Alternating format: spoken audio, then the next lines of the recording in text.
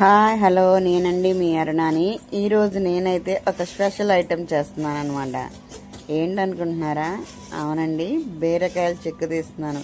బీరకాయతో ఏం చేస్తాను? బీరకాయతో నేను ఈరోజు బీరకాయ ఎండ్రాయిలు కర్రీ చేస్తున్నాను. అవునండి, సూపర్ కాంబినేషన్. టేస్ట్ అయితే మాత్రం అద్దరు కొట్టేస్తుంది. చిన్నప్పుడు మా నాయనమ్మ చేసేవాళ్ళండి ఈ కర్రీ. నాకైతే మాత్రం చాలా బాగా నచ్చేది. అందుకని చెప్పి నేను బీరకాయ ఎండ్రాయిలు కర్రీ చేయడానికి ప్రిపేర్ అవుతున్నానండి. ఫస్ట్ చక్కగా 1 కేజీ బీరకాయలు అయితే తీసేసుకున్నాను. వాటిని చెక్కు తీసేసాను అనమాట. ఉల్లిపాయ పచ్చిమిరపకాయ కూడా తరుక్కుంటున్నానండి. ఎండ్రాయిల్ కాంబినేషన్లో బీరకాయ కూర సూపర్గా ఉంటుందండి. ఫ్లేవర్ ఉంటుంది అసలు ఎంత టేస్ట్గా ఉంటుందో అనమాట. మా నాన్నమ్మ చిన్నప్పుడు మేము సెలవులకి వెళ్ళినప్పుడు ఆవిడ చేసి పెట్టేవాళ్ళు. ఆవిడైతే మట్టి పాత్రలో ఉండేవాళ్ళు, కట్టెల పొయ్యి మీద. అవునండి, అప్పుడు రోజుల్లో కట్టెల పొయ్యిలే కదా, అందుకనో ఏమో ఎంత రుచిగా ఉండేవో. వాళ్ళు ఏ కూర చేసినా కూడా చాలా రుచిగా చాలా టేస్టీగా ఉండేవి. నేనైతే ఉల్లిపాయ పచ్చిమిరపకాయ కట్ చేసుకున్నానండి. అలాగే కొన్ని బీరకాయ ముక్కలు కూడా కట్ చేసేసుకున్నాను, సన్నగా తరిగేసుకున్నాను. అలాగే కొన్ని ఎండ్రాయిలు తీసుకున్నానండి నేను. వాటిని ముందుగా శుభ్రంగా క్లీన్ చేసుకున్నాను. తోళ్ళు అవి తీసేసాను, తలకాయలు అవి.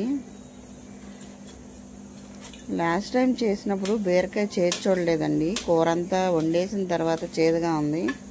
అందుకని బాగా గుర్తుంచుకొని ఈసారి బీరకాయ కోసేటప్పుడు చేసి చూస్తున్నాను అనమాట. చాలామంది బీరకాయ చేదు ఎవరు చూడకూడదు అంటారు. నాకైతే ఒకసారి పప్పులో కాలేసాను అనమాట. కూర అంతా అయిపోయినాక బీరకాయ కూర బాగా చేదు వచ్చేసింది. అందుకే ముందే చెక్ చేసుకున్నాను. నేనైతే ఎండు రొయ్యల్ని శుభ్రం చేసుకున్నానండి. శుభ్రం చేసుకున్న ఎండు రొయ్యల్ని కాస్త వాటర్లో వేసి శుభ్రంగా కడిగి 1-2 నిమిషాలు అలానే వాటర్లో ఉన్నిచ్చేసానమాట.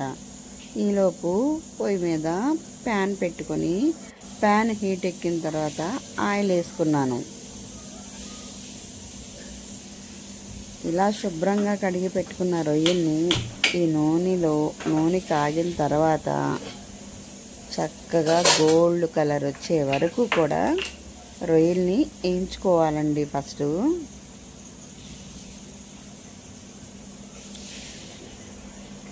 అలా వేగేటప్పుడు రొయ్యలు మంచి స్మెల్ వస్తాయండి. చక్కగా ఎర్రగా వేయించుకొని పక్కనైతే పెట్టేసుకున్నాను. అందులోనే పచ్చిమిరపకాయ, ఉల్లిపాయ ముక్కలు కూడా వేసేసుకున్నాను అన్నమాట.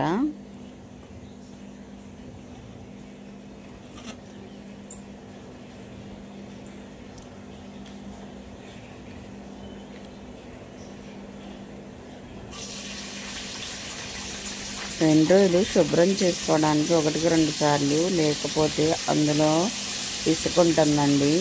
కూర అంతా గరగరలాడుతుంది.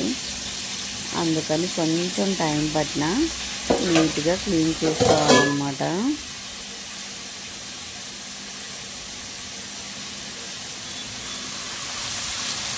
ఉల్లిపాయ పచ్చిమిరపకాయ కూడా వేగిన తర్వాత నేనైతే బీరకాయ ముక్కలు కూడా వేసేసాను. బీరకాయ ముక్కలు వేసిన తర్వాత కాస్త పసుపు వేసాను, కొంచెం సాల్ట్ వేసాను. నేను ఇక్కడ ఈ కూరకి వాటర్ కూడా ఏం అక్కర్లేదండి. బీరకాయలో వాటర్ ఎక్కువగా ఉంటుంది.